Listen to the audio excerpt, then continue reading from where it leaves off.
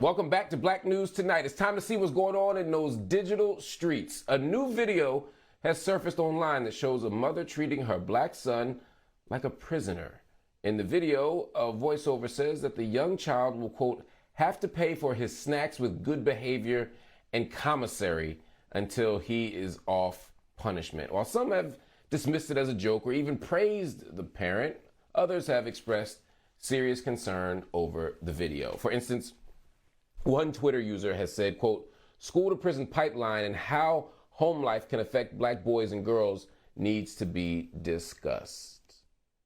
Also, in the same thread, quote, this speaks to the serious issue in the black community, or the black community has with mental health issues. Her child is on the spectrum, and this is how she is treating him. It's concerning, and I hope she gets help, more help for her child. Joining us now to discuss this issue further is Dr. Stacey Patton. She's a journalist and author of the book Spare the Kids: Why Whooping Black Children Won't Save Black America. And I gotta tell you, it's one of my favorite books. Welcome to Black News Tonight. Good to see you as always.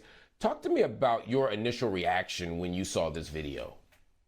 Good evening, sir. It's so good to see you. So I got tagged on this video by a lot of folks on social media. And so my initial thoughts were that this mom may have done time herself, or that she may have had significant people in her life who may have done jail time, that this may be part of her family culture, her community culture.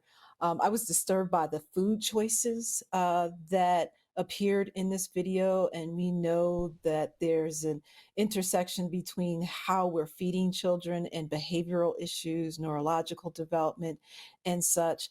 I saw internalized racism. I saw poor attachment issues. I saw a social media culture that has been taking perverse pleasure in shaming and humiliating and criminalizing Black children. And so when I saw this as an example of what I call the parent to prison pipeline. Throughout history, African Americans have done the best they could with the tools that they have to ensure the survival of their children. We can go all the way back to the plantation for this. And we know that enslaved parents successfully raised good slaves. So centuries later, there are Black parents who are successfully facilitating the flow of Black children into the prison pipeline by priming them, programming them, and grooming them the way that this mother is. And this is not the first video that we've seen like this. Last April, there was another viral video of a Black mom who put her son in a closet jail as punishment. And so we see Black parents using things like scared straight, dropping kids off at police stations and having them put into cells.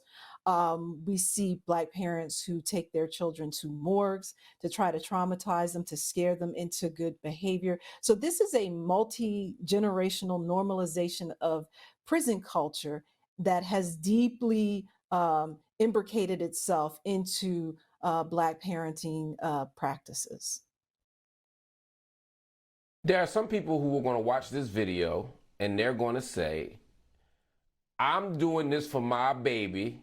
And this isn't just women, because I also don't want to stigmatize Black women and Black women parents, because sometimes in popular culture and in media, we attack the present Black mother and we criticize her at the expense of everybody else, and that's also not fair. So I'm talking about parents across the board here.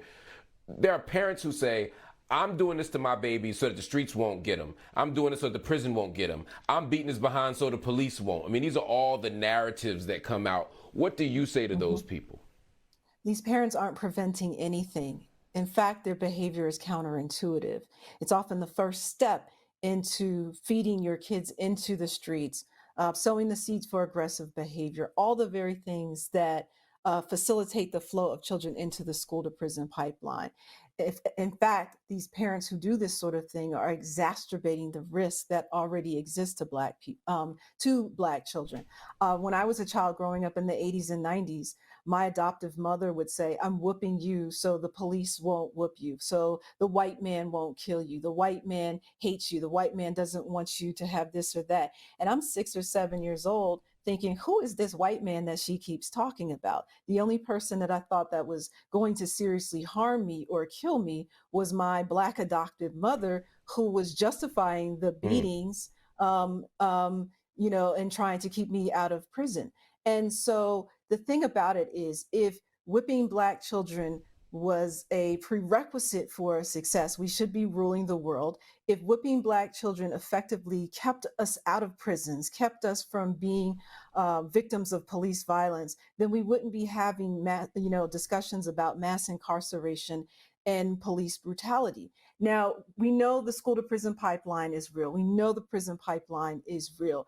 But when we see videos like this, it's even more insidious and more dangerous because now we've normalized this as consumption and entertainment. We've taken our most exaggerated dysfunctions and trauma and put them on display. And it's even more insidious because Black children are being programmed by their own parents and they're deeply internalizing these messages more so than if it were to come from teachers or to the police. Absolutely. We're out of time, but I got to get you back because I want to talk about some of the things we can do in place of this and to get even deeper because I know you struck a nerve with my audience because whenever I hear you talk about this, people have these kind of preset defenses that really do kind of wither under any kind of intense scrutiny. And I want to make sure that we give you the space to do that. Everybody, check out Dr. Stacey Patton's book. It's called Spare the Kids, Why Whooping Black Children Won't Save Black America. It's available everywhere good books are sold, but especially independent Black bookstores like, say, Uncle Bobby's. All right.